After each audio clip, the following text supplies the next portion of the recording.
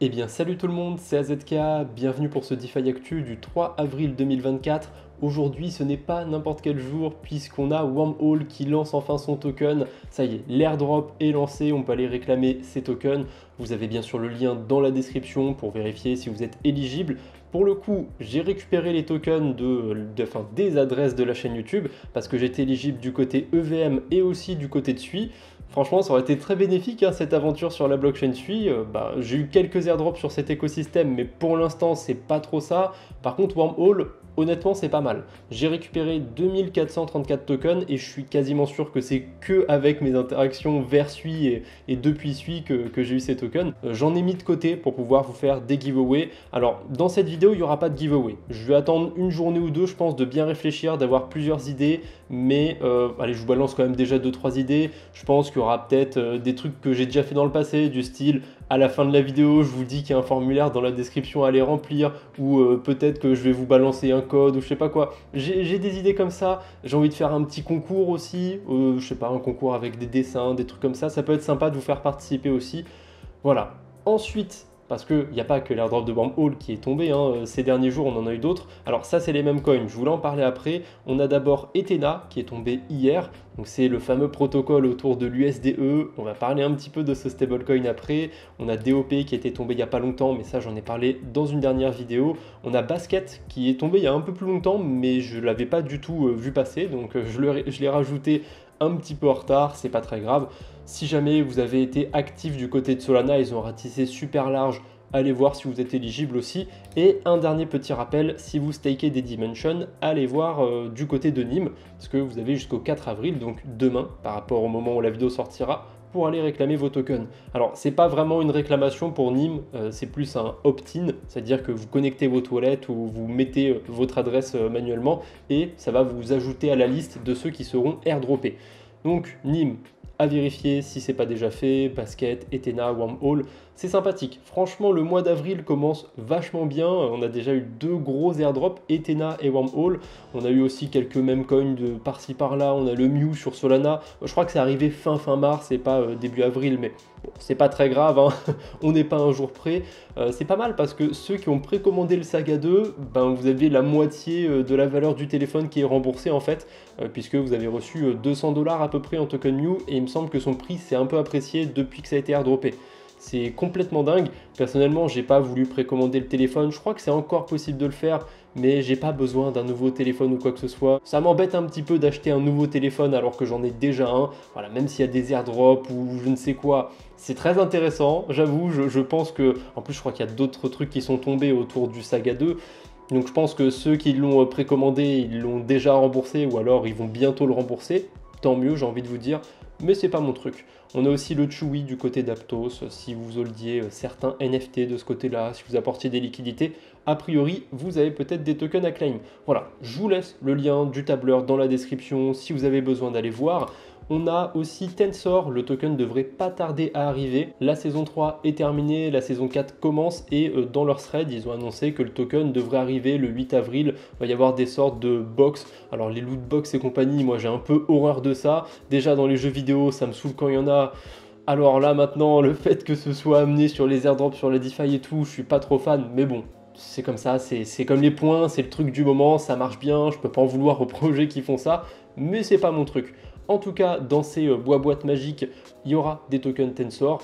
J'espère que ça va pas se passer comme du côté de Scallop. Du côté de Scallop, ils ont fait un système avec des perles et des systèmes de rareté.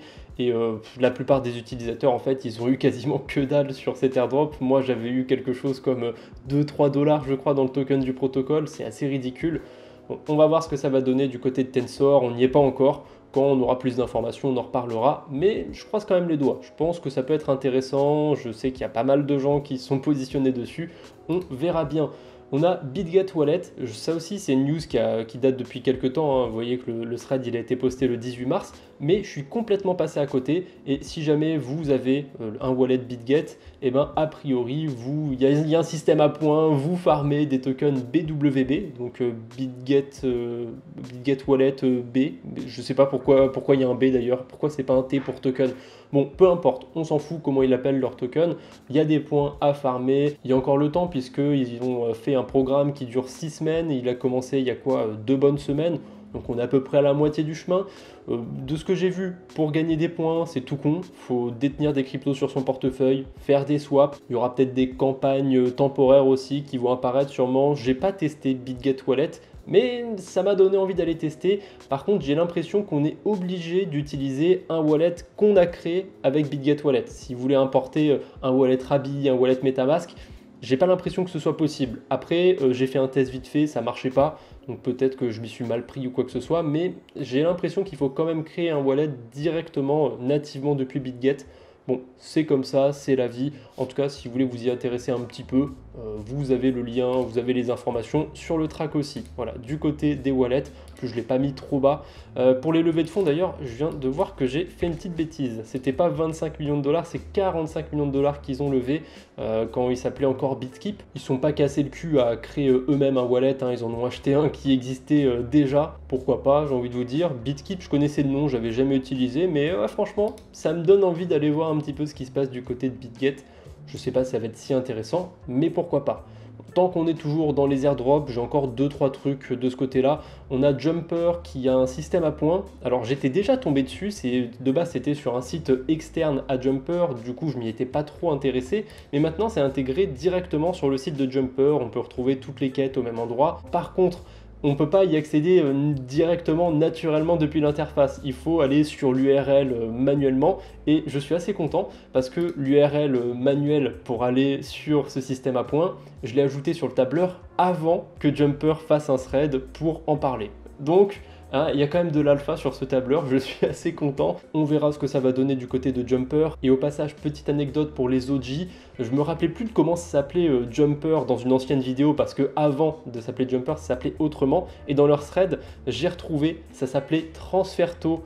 J'avais complètement oublié, voilà, c'est la petite anecdote du jour, vous en faites ce que vous voulez, mais Jumper ça s'appelait pas comme ça avant. Jumper c'est sympa, c'est un agrégateur de bridge qui fonctionne assez bien, on a aussi un agrégateur de DEX qui fonctionne assez bien, enfin c'est plus compliqué, c'est pas qu'un agrégateur, Bebop c'est un DEX qui est un petit peu spécial, et sur Blast ils ont une campagne en ce moment, toutes les semaines si vous faites au moins 25 $ de swap, enfin ou je crois que c'est au moins un swap à 25 $ plutôt, vous pouvez récupérer une loot box et la semaine d'après vous pourrez l'ouvrir, quelque chose comme ça.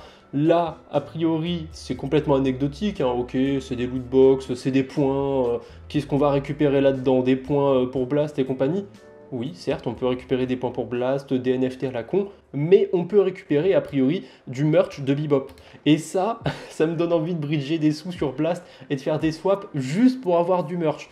Attendez, imaginez, vous swappez un petit peu, je sais pas, de stablecoin contre de l'Ether ou de l'Ether contre des stablecoins, ça dépend si vous faites un DCA pour rentrer ou pour sortir du marché par exemple, et en faisant votre swap, vous pouvez récupérer, je sais pas, une paire de chaussettes, un t-shirt, un thermos, c'est incroyable. Moi j'en veux plus des airdrops de chaussettes, des airdrops de t-shirts.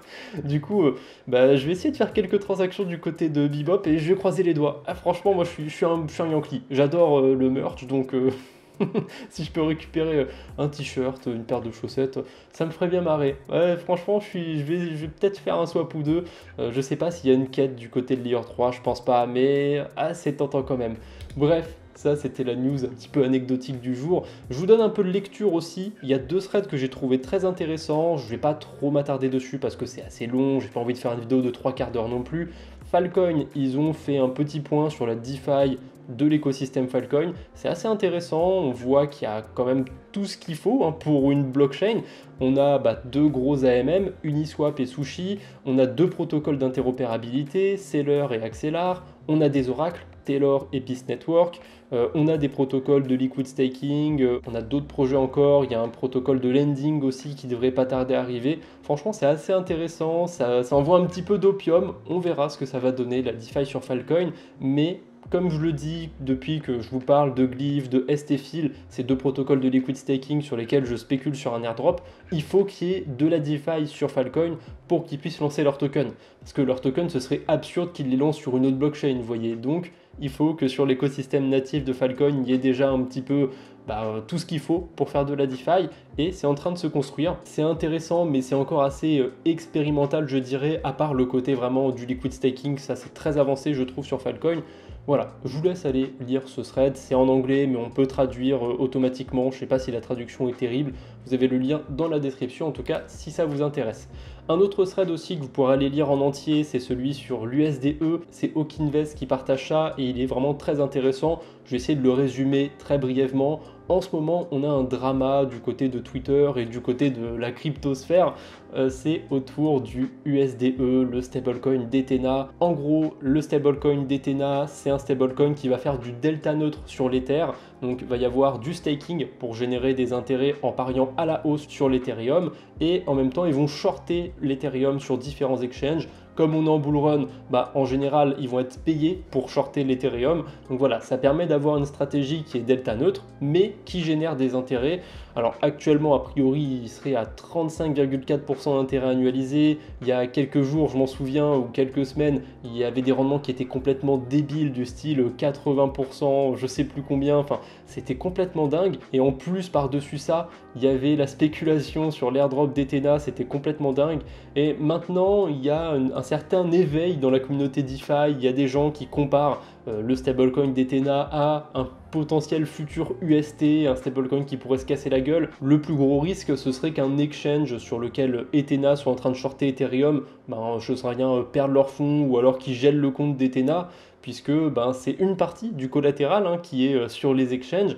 Donc ça peut représenter un problème de ce côté-là. S'il y a un gros problème du côté du staking d'Ethereum ou quoi que ce soit, bon, c'est un stablecoin qui repose sur l'Ethereum, donc forcément il va se faire défoncer. Je sais pas, je trouve que c'est très compliqué. On verra ce que ça va donner. Et un autre truc qui a contribué à faire un peu de bruit autour de ça, c'est la proposition de Mark Zeller sur la gouvernance d'AAV qui visait principalement à rendre le DAI inéligible en tant que collatéral. En gros, on ne pourra plus emprunter par-dessus. Parce qu'il s'est passé un autre truc aussi autour du DAI, c'est qu'ils ont fait une sorte de partenariat avec Ethena, on va dire. Et en gros, on va pouvoir déposer de l'USDE en collatéral pour emprunter du DAI. Emprunter un stablecoin avec un stablecoin un peu bancal, ça sent la très mauvaise idée, surtout que pour l'instant le montant maximum de DAI qui est alloué c'est 600 millions de dollars, c'est déjà pas mal, mais ça pourrait aller jusqu'à 1 milliard de dollars. Ça représente quand même 20% de la supply des DAI, c'est énorme. Moi je suis pas du tout aligné avec Maker en ce moment, où ils essayent de surfer un petit peu sur les hypes, ils essayent de récupérer des liquidités comme ils peuvent. Mais ouais, non, ça me fait un peu peur tout ça. Alors je pense pas qu'il va y avoir un gros effondrement, je pense quand même qu'on a appris quelques leçons sur la DeFi autour de Terra Luna et compagnie, autour de tout ce qu'on a vécu en 2021. Mais personnellement, je reste loin de cette USDE. Si vous voulez en savoir plus, encore une fois, vous avez le thread dans la description. Ce sera peut-être plus rapide de le lire que de m'entendre parler autour, parce qu'en général, je me perds dans tous les sens.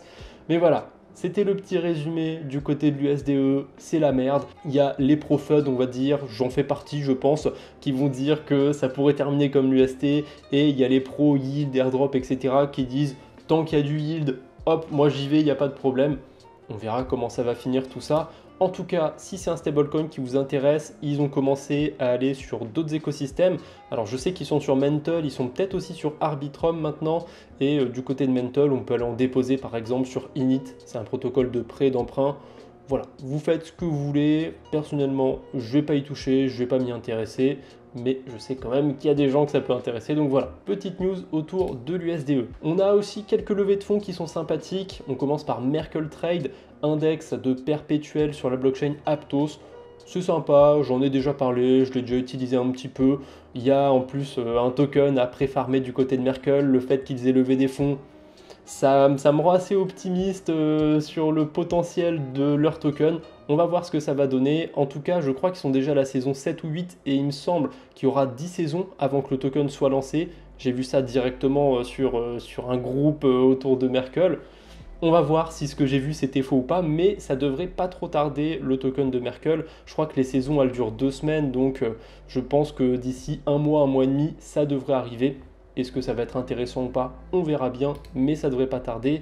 On a IoTX, une blockchain qui est à fond sur le secteur d'Epine en ce moment. C'est un secteur qui m'intéresse pas du tout personnellement. Alors je m'intéresse à Filecoin qui est dans ce secteur, mais c'est pas du tout parce que c'est dans la branche d'Epine que ça m'intéresse Filecoin, c'est plus autour des airdrops qui a farmé sur cet écosystème. Mais voilà, ils ont levé 50 millions de dollars, je sais pas trop ce que ça va donner, est-ce que ça va permettre d'amener des incentives sur leur écosystème, j'en sais rien. Faudrait que j'aille voir ce qui se trame du côté d'IoTX, je sais qu'il y a de la DeFi là-bas, il y a très longtemps j'avais été voir ce qu'il y avait. Donc je suis curieux de voir ce qui existe, ce qui a survécu peut-être au bear market éventuellement. Ça pourrait peut-être être l'objet d'une prochaine vidéo. En tout cas, ce format d'aller explorer la DeFi, je sais que je vais le faire très bientôt sur la chaîne principale, sur la blockchain Core aussi. J'ai pas d'autres levées de fonds qui m'ont spécialement tapé dans l'œil. Par contre, on a eu le récap du 24 au 30 mars sur Crypto Fundraising et ce qui est très intéressant, c'est ça. Regardez, l'avant-dernier récap, je vous avais dit que c'était dans tous les sens, qu'il y avait des levées de fonds sur plein d'écosystèmes. Là, il y a eu un peu moins de levées de fonds, il y en a eu 25 si je dis pas de bêtises, mais en termes de montant, c'est plus ou moins pareil que les 3-4 dernières semaines. Et ce qui est dingue, c'est qu'il y a eu 41,7% de projets qui ont levé dans l'écosystème Bitcoin. Donc ça doit représenter quoi, 10 ou 11 projets sur les 25. Ensuite, on en a 33 sur Ethereum. Donc ça doit être 8 projets qui ont levé du côté d'Ethereum. Franchement, d'un côté, je suis assez étonné et d'un autre côté, je suis pas tant étonné que ça. Je vous ai dit depuis quelques temps qu'on rentrait dans une Layer 2 Bitcoin season. Enfin, même plus que Layer 2 parce que Core, Stacks, par exemple, c'est pas des Layer 2 de Bitcoin. Quoique Stacks, j'ai un doute, mais Core, j'en suis sûr à 100%. Et pourtant, c'est des projets qui performent énormément en ce moment. Et d'ailleurs, Core, je sais pas trop pourquoi ça performe. Du côté de la DeFi, il n'y a rien. Du côté des airdrops, il n'y a pas l'air d'y avoir grand-chose. Je pense que c'est vraiment le narratif Bitcoin qui fait autant performer le token de Core. Tant mieux, en tout cas, pour ceux qui sont positionnés dessus. Voilà, c'est le seul point que je voulais aborder par rapport à ce récap. Il y a eu beaucoup de levées sur l'écosystème Bitcoin. C'est intéressant. On va voir ce que ça va donner. Ça, il me semble que j'en ai parlé dans un DeFi Actu récemment, mais c'est pas grave, tant pis, ça fera doublon. On a Odos qui est disponible maintenant sur la blockchain Mode. Odos, c'est un agrégateur, il fonctionne super bien, on peut échanger plusieurs tokens en même temps en plus, donc n'hésitez pas, si vous êtes du côté de Mode, à utiliser Odos. Tiens, je vous mettrai le lien dans la description, comme ça vous n'aurez pas besoin d'aller le chercher. Et en plus, il est aussi sur le track, donc ça veut dire qu'on peut spéculer sur un airdrop de ce côté-là. On a OKX qui fait un truc assez intéressant sur la blockchain Sui, si vous allez déposer sur certains protocoles. De ce que j'ai vu, vous avez des rewards qui sont boostés. Alors je ne sais pas trop exactement comment ça marche, j'ai pas utilisé, non j'ai pas testé le wallet d'OKX, mais voilà, si jamais vous l'utilisez, si vous avez des cryptos sur la blockchain Sui, a priori, il y a moyen d'avoir des yields qui sont boostés. Déjà que les rendements sont pas dégueux du tout sur la blockchain Sui, alors si en plus ça peut être boosté, c'est tout bénef, j'ai envie de vous dire. Allez, pour terminer cette vidéo, un petit post que j'avais fait qui fait réfléchir un petit peu, unpopular opinion. Les mêmes coins ont de meilleurs tokenomics que la plupart des autres tokens. Ça, c'est même une vérité, puisque les tokenomics des mêmes coins, la plupart du temps, ça va être une grosse partie des tokens qui sont en circulation, éventuellement quelques tokens qui vont être réservés pour des listings sur des exchanges ou pour du marketing et compagnie. Ça peut arriver, alors que la plupart des tokens que vous avez, ils sont soit vestés par des investisseurs privés, soit ils ont de l'inflation. Bref, en général, les mêmes coins ont de meilleurs tokenomics. Par contre, sur la plupart des mêmes coins, enfin en tout cas ceux qui performent bien, il y a des insiders. Il y a des gens qui sont au courant de certaines choses et qui vont faire de super performances, qui vont rentrer bien avant vous. La plupart des gens qui font des x100 en plus, ils sont extrêmement rares. Et surtout, c'est quelque chose qu'on ne dit pas souvent, mais si vous êtes prêt à attendre un x100 sur un investissement, vous serez prêt à attendre un moins 99%, donc un divisé par 100. Donc attention à ne pas devenir trop irréaliste avec l'euphorie. Si vous avez fait de gros bénéfices sur les mêmes coins, c'est super pour vous, mais même s'ils ont de bonnes tokenomics, la répartition, ça je ne l'ai pas dit dans mon tweet, mais la répartition des tokens, en général sur les mêmes coins, elle est très pourrie. Ça a tendance à être centralisé sur quelques adresses, quelques insiders comme je vous ai dit. Voilà, il y en a qui arrivent à faire des gros multiplicateurs là-dessus, mais vous faites pas trop berner. Souvent, c'est des gens qui sont au courant, ça peut arriver qu'il y ait des gens qui aient de la chance, mais c'est rare ceux qui attendent vraiment un x100 pour commencer à vendre. Perso, je suis complètement passé à côté de cette hype récente des mêmes coins. C'est pas grave, on peut pas être sur tous les fronts, et de toute façon, j'aurais pas été prêt à attendre un x100. Donc c'est comme ça, j'aurais peut-être fait des petits bénéfices sur ce genre de meme coin, mais je suis passé à côté, c'est pas trop ce qui me fait vibrer. Heureusement, sur le marché crypto, il y a plein d'autres choses qu'on peut aller faire. On n'est pas obligé de suivre toutes les hypes du moment, on peut se trouver aussi un petit peu son domaine à soi, et c'est très bien comme ça. Voilà, je vous embête pas plus pour aujourd'hui, j'espère que cette petite vidéo vous a plu. On se retrouve bientôt j'espère, d'ici là portez-vous bien. Salut tout le monde!